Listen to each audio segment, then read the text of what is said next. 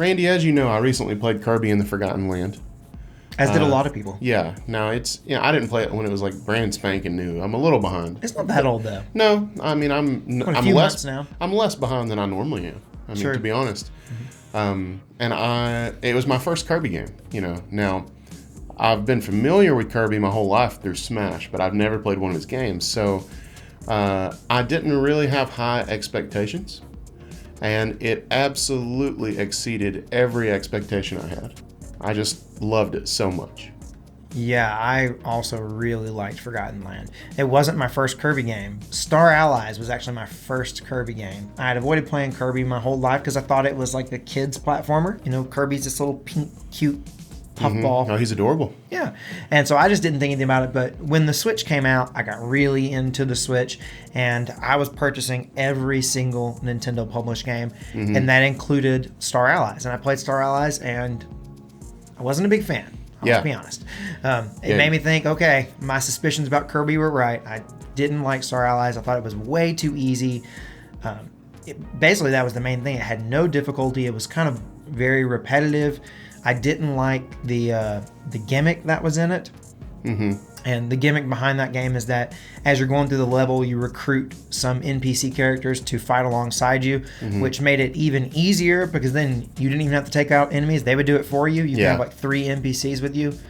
There were some puzzles that were interesting, but it really was just bleh to me. Yeah.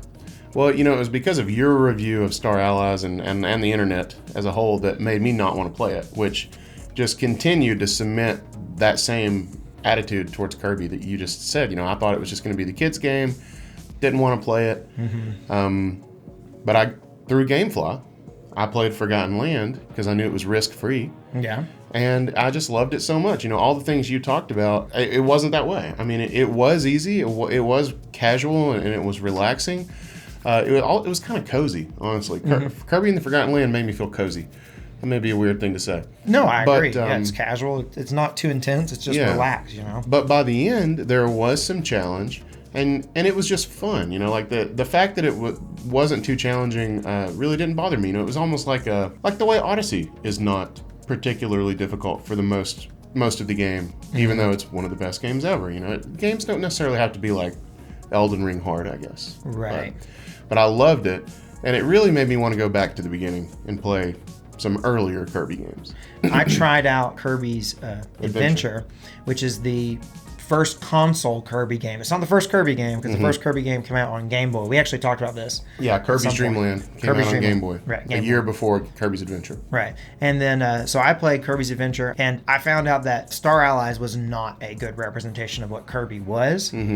It's a casual platformer, but it starts out very casual, but then by the time you get to the end, there is a fair amount of challenge, but it's just a fun game. The gimmick is great. The whole swapping out your copy abilities. Yeah, your copy abilities. Yeah. It's such a cool gimmick that lends itself to so many unique experiences, and that it never gets old. You can always try to go through the level in a different way, using a different ability, and it really changes up your play style. It's just so much fun. And Kirby's Adventure was actually the game that introduced the copy ability. If you play Kirby's Dreamland, there's no copy ability. Is it just a platformer where you're like puffing around? Well, you can suck people up and spit them out, I think. But you can't eat them and take their abilities. Oh. So, I watched a video on this, and I wish I could remember the channel. I'd shout them out. But I watched a video of someone talking about how they felt like if Kirby's Adventure was the first Kirby game, Kirby would have been way bigger from the beginning.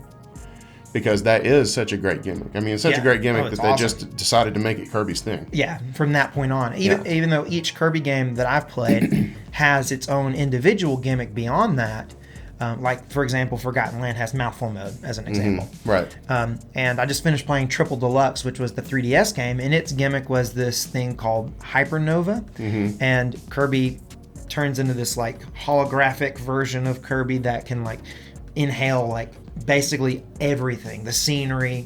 It even could at times it would inhale elements of the HUD. It was super cool. That's funny.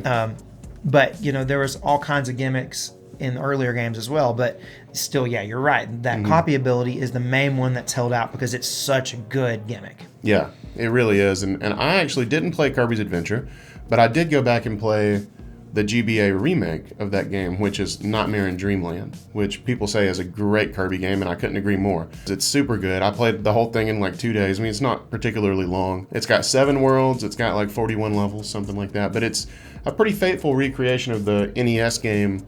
It just incorporates some mini games and things like that the NES game didn't have. But I highly recommend it. You know, Kirby's kind of gotten a bad rap, and I think that it's largely to do with it being kind of marketed towards more casual audiences and maybe younger audiences, but then also Star Allies and being kind of a flop. Yeah. For a lack of a better, you know. Yeah, it does seem like it flopped. Certainly it got the reputation of being way too easy and being somewhat boring. And I know that that's how I felt after playing it. And I was telling everybody, I was like, dude, don't go out and get this Kirby game because it's not worth playing. But Forgotten Land was exactly what they needed to do. I think it was as well. I mean, when it first got announced, it got a ton of hype because it looked like Kirby Odyssey.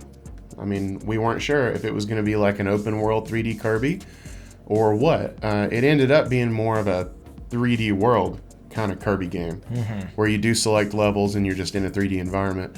But it worked so well and it played so well and at times looked really good. I just think they knocked that game out of the park. I mean, I liked it more than 3D World. But I think the main thing that worked with Kirby and the Forgotten Land is that it's a 3D game. And I think that just the fact that it's in 3D made more people want to try it. Yeah. Because I think if they had put out, even if they had put out a fantastic 2D platformer, I don't think it would have redeemed Kirby in the way that Forgotten Land did. Yeah, I don't either, because people are so hesitant to play it. I mean, you know, you heard the hate, you know, surrounding Metroid Dread being a full-price game and being a 2D platformer, and those people, we all know those people are idiots, but they exist. I mean, there can be some fantastic 2D platformers. Yep.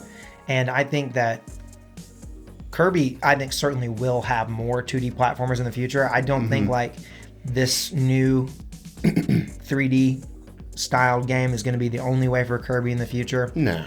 But I think that doing this, you know, making this 3D game that is interesting to the more hardcore gamer scene, not just pure casuals or younger audiences, I think was a really, really smart move. And I don't know if they had planned to do this the whole time or if after Star Allies came out and they realized it just was like people were over it and they didn't like it. I don't know when it started development, but whether it was a response to Star Allies or whether they've been planning it the whole time, either way, I think it was the perfect move.